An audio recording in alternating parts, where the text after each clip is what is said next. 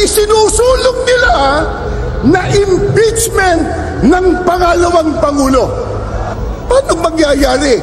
Gumagawa ng batas, manlalabag ng batas.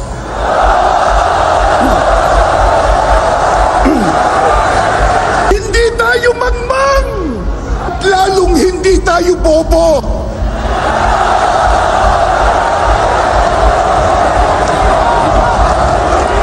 Hindi bobo.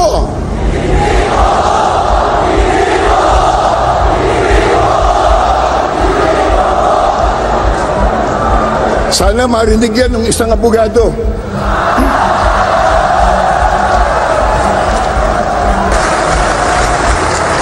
Bago tayo matipon dito kaninang umaga, meron pa po kaming nabasa at narinig isang politiko. Nakalulungkot, bago pa sumikat, laos na.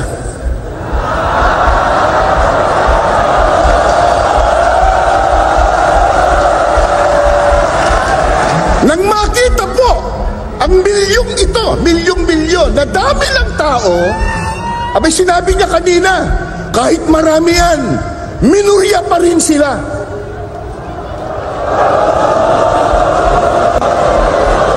Sino ba nagsabi sa kanya na tayo ang mayorya? Pero sa dami natin ngayon at sa lakas ng tinig ng mga mamamayang Pilipino, parang tayo lang nasa mayorya.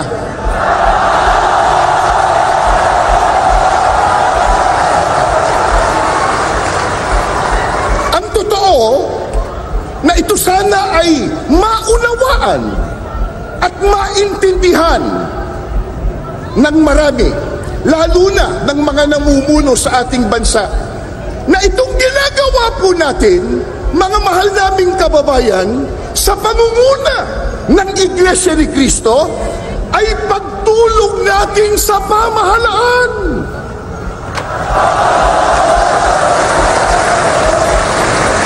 Tumutulong tayo sa kanila na kanilang makita, na kanilang madama ang tunay na damdamin ng taong bayan na naglukluk sa kanila.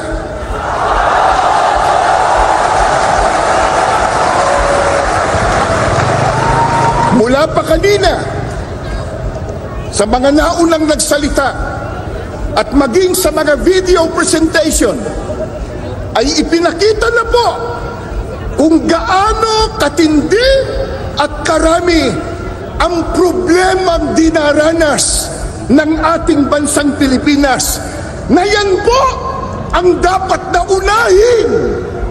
unahin na asikasuhin at bigyan ng solusyon ng mga naluklok sa tungkulin o namumuno sa ating bansa.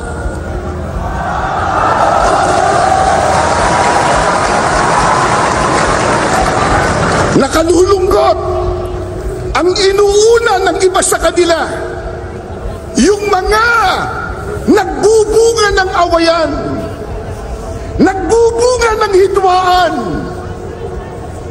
na alam naman nating lahat na ang ginagawa nila pamumulitika lamang.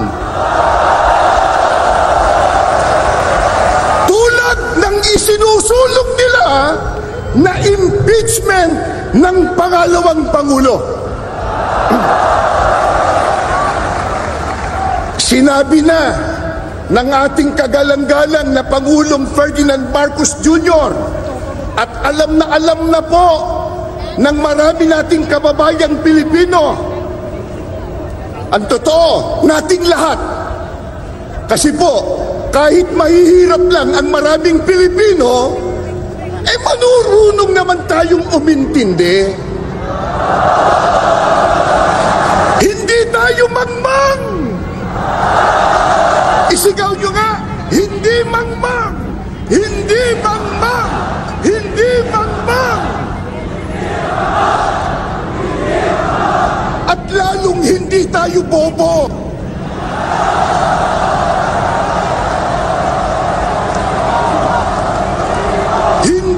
bobo!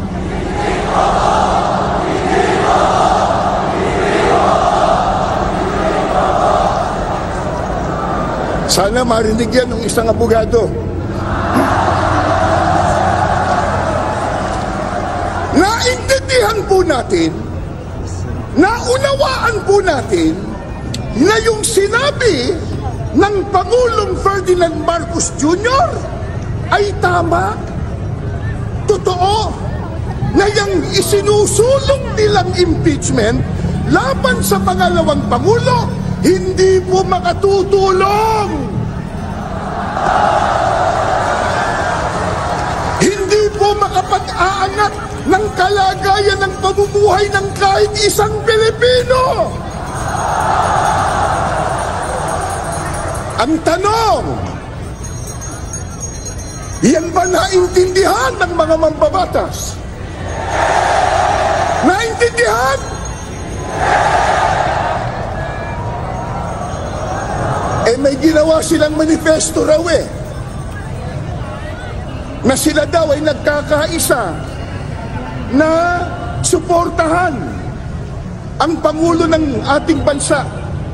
Kaya lang, nakapagtataka, ang kanilang ginagawa, kabaliktaran. Sa pagkatahasan nilang sinasalungat, kinokontra yung sinabi ng Pangulo ng Pilipinas. Mga kaibigan, mga kababayan, at mga mahal po nating mga kapatid, hindi maikakaila, matindi na ang problemang nararanasan ng ating bansa, lalo na po sa ekonomiya. Hindi po ba yan ang dapat talagang unahin at bigyang solusyon, bigyang prioridad ng mga namumuno sa ating bansa? Gaya ng nabanggit natin, nakalulungkot po sapagkat hindi yan ang nakikita natin ginagawa ng iba sa kanila. Ang ginagawa ng iba ay nagpapalubha sa problema pangkabuhayan ng Pilipino. Ang magbigat pa, yung ginagawa nila, nagdudulot ng bahabahagi, nagdudulot ng kaguluhan, hidwaan at pagtatalo.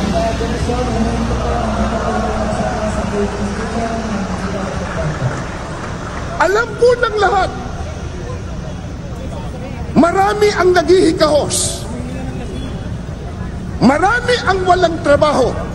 Hindi pwedeng ikailayan. Nasa estadistika po yan. Isang araw lang, kahapon, di ba? Inilabas sa isang survey na 63% sa mga Pilipino ang nagsasabi na sila ay mahirap ang pamumuhay. Yan pong estadistika na yan. First, una, sa mahabang panahon, 63% nagsasabi, mga Pilipino, na sila po ay napakahirap ang buhay. Marami po ang salat na salat sa mga pangunahing pangangailangan. Pagkatapos, nakalulungkot pa, hindi matapos-tapos ang mga kalamidad sa ating bansa. Sunod-sunod na mga bagyo, pagbaha, pagputok pa ng bulkan, at nariyan pa po ang mga digmaan at kaguluhan sa iba't ibang panig ng mundo na sa ayaw man po natin at gusto, maaapektuhan tayo. Ito po ang dahilan kaya ating kinakatigan ang ipinahayag ng ating Pangulo na hindi tayo sang-ayon sa impeachment ng Vice Presidente.